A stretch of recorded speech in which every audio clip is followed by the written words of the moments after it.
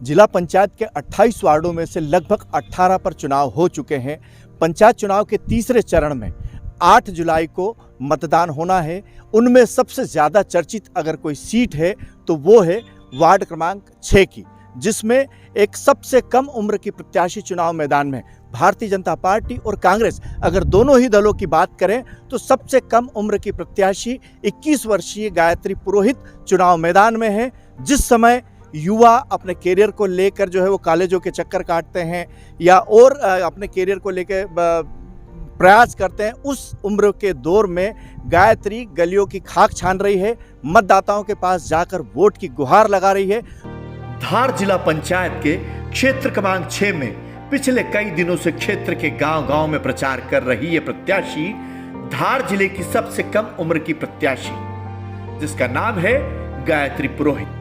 गायत्री की उम्र महज 21 वर्ष है और कांग्रेस ने इसे सरदारपुर क्षेत्र के अंतर्गत आने वाले जिला पंचायत के क्षेत्र क्रमांक 6 से अपना अधिकृत प्रत्याशी घोषित किया है। गायत्री पुरोहित सरदारपुर के पास भोपावर गांव की निवासी है और इनके पिता राजेंद्र पुरोहित कांग्रेस के सक्रिय नेता है। गायत्री का इससे पहले राजनीतिक कोई इतिहास नहीं रहा, किंतु उसकी वाकपटुता और राजनीतिक मुद्दों पर उसकी अच्छी पकड़ और हाजिर जवाबी ने कांग्रेस को उसे प्रत्याशी बनाने पर मजबूर कर दिया।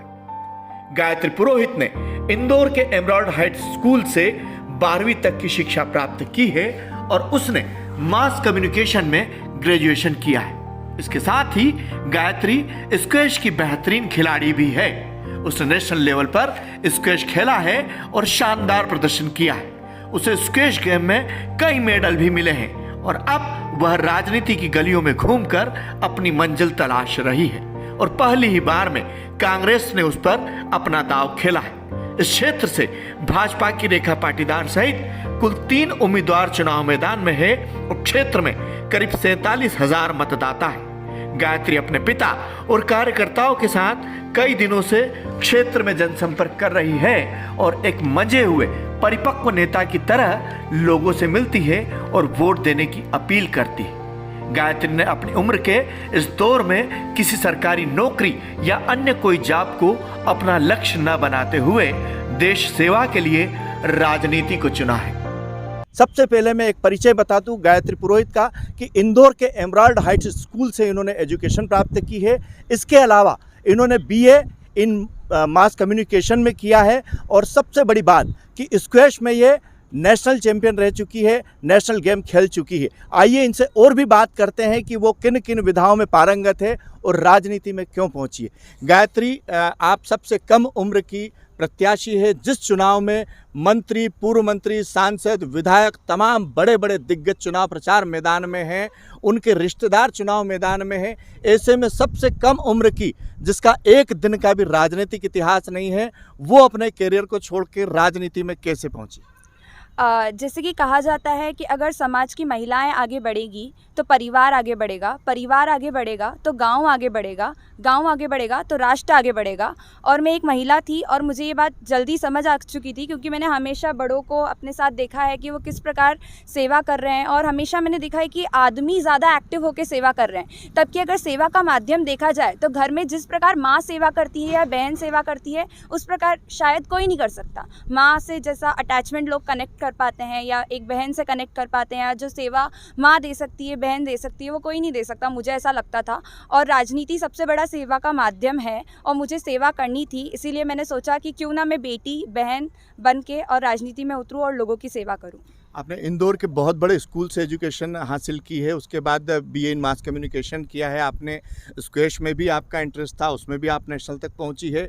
तो ये जब कर रही थी आप, उस समय आपके मन में क्या टारगेट थे कि भविष्य में क्या करना है? हमेशा से मेरे मन में देश के लिए कुछ करने का टारगेट रहा है। जब मैं एजुकेशन कर रही थी तब भी मैंने सोचा था कि अगर मैं सिविल सर्विसेज में जाऊंगी तो उसके थ्रू देश के लिए कुछ करूंगी। जब मैं स्क्वॉश खेल रही थी तब भी मैं देश के लिए कुछ करना चाहती थी, मैं स्क्वॉश खेल रही थी। जब मैंने लिम्का बुक ऑफ रिकॉर्ड किया तब भी मेरे दिमाग में ये था कि मुझे देश के लिए करना है। मेरे लिए देश से बढ़कर कुछ नहीं था और सेवा से बढ़कर कुछ नहीं था।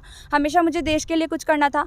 तो मैं हमेशा मल्टी डायमेंशनल इंसान रही हूँ, जिसको हर चीज़ में देश के लिए कुछ ना कुछ करना है। जहाँ भी मुझे मौका मिलेगा मैं देश के लिए हमेशा खड़ी रहूँगी। आज मुझे जब राजनीति में मौका मिला तो मैं देश के लिए खड़े रहना चाहती थी, इसीलिए मैं आज राजनीति में हूँ। देखा जाता है कि जितने भी युवा जो एजुकेशन हासिल कर रहे हैं इस समय, कोई डॉक्टर बनना चाहता है, इंजीनियर बनना चाहता है, आईएएस, आईपीएस या तमाम और फील्ड में जाना चाहते हैं, आज किसी से भी हम जब पूछते हैं उसके स्टूडेंट काल में, तो उसके लिए टारगेट राजनीति नहीं होता। ऐसा क्यों? क्या विचारधारा ऐसी बनी है कि राजनीति की तरफ कोई भी युवा नहीं जाना चाहता? शायद राजनीति को लोग दूर से देख रहे हैं इसलिए वो उसमें जाना नहीं चाहते हैं, पर मैंने राजनीति बचपन से ही बहुत करीबी से देखी है और हमेशा राजनीति का जो पॉजिटिव साइड है वो मैंने महसूस किया है और देखा है। मैंने देखा है कि राजनीति की वजह से कितने लोगों की मदद हो रही है और कितने लोग आगे बढ़ पा रहे हैं, कितने लोगों को शिक्षा मिल रही है, कहाँ पे जहाँ पे बेसिक नेसेसिटीज़ लाइफ की जो है वो लोगों तक नहीं पहुँच पा रही थी वो पहुँच पाई है। इसीलिए मेरा राजनीति की तरफ बचपन से रुझान रहा है, क्योंकि मैंने हमेशा अंकल जी को, ताऊ जी को, सबको देखा है, विधायक महोदय को देखा है और मेरे पिता भी राजनीति में रहे हैं, मेरे बड़े पापा मंत्री रहे हैं, तो उन्होंने एक शासकीय लेवल पे रह के भी जिस प्रकार से लोगों की सेवा की है, तो वो जो सेवा का भाव मैं बचपन से देखती आ रही थी वो मुझ में कहीं एकदम दिल में बस गया कि मुझे भी सेवा करनी ही है। अच्छा, ये राजनीति का जो सफ़र है वो कहाँ तक चलेगा या इस मतदान के बाद ख़त्म हो जाएगा? क्या टारगेट है आपके? इस चुनाव के बाद राजनीति में किस तरह से आप रहेंगे? जैसे कि मैंने कहा राजनीति में मैं सेवा के लिए हूँ और सेवा मेरा टारगेट टिल डेथ तक है। जब तक मैं ज़िंदा हूँ मैं सेवा करती रहूँगी और वो किसी भी माध्यम से हो। अगर वो राजनीति के माध्यम से हो तो भी मैं आखिरी तक सेवा करना चाहती हूँ, वो खेल के माध्यम से हो तो भी मैं जितना भी पॉसिबल हो गेम खेल के और देश का नाम रोशन करना चाहूँगी।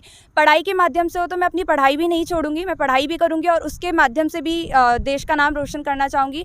मेरा सबसे बड़ा टारगेट जो है वो देश का नाम रोशन करना है, लोगों की सेवा करना है और लोगों को आगे बढ़ाना है, तो वो कभी नहीं रुकने वाला। ये चुनाव जो है वो तमाम गांव आते हैं, इसमें हज़ारों की संख्या में मतदाता हैं। अगर ये चुनाव आप जीत जाती हैं तो किन चीज़ों को आप प्राथमिकताएं देंगी? क्या समस्याएं आपके मन में भी रही होंगी कि जिनको लेके आप बार बार अपने आप से सवाल करती होंगी कि इसका समाधान इस तरह से होना चाहिए?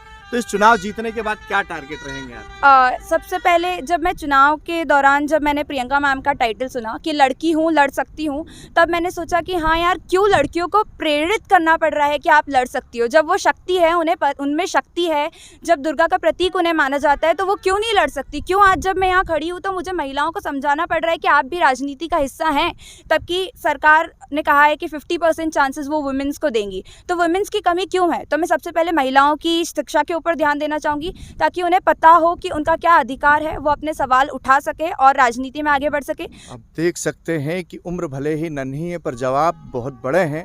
तो जनाब, ये हौसलों की उड़ान है और दूर तलक जाएगी। देखना है कि क्षेत्र के मतदाता इस नन्ही, जिसमें हौसलों और जज्बों का जो है वो एक तरह से समंदर भरा हुआ है, उसे अपना वोट देती है या नकारती है। ये रिजल्ट आने के बाद ही पता चलेगा। कैमरामैन विकास पांडे के साथ दीपक सिंह चौहान, डिस्कवर न्यूज़।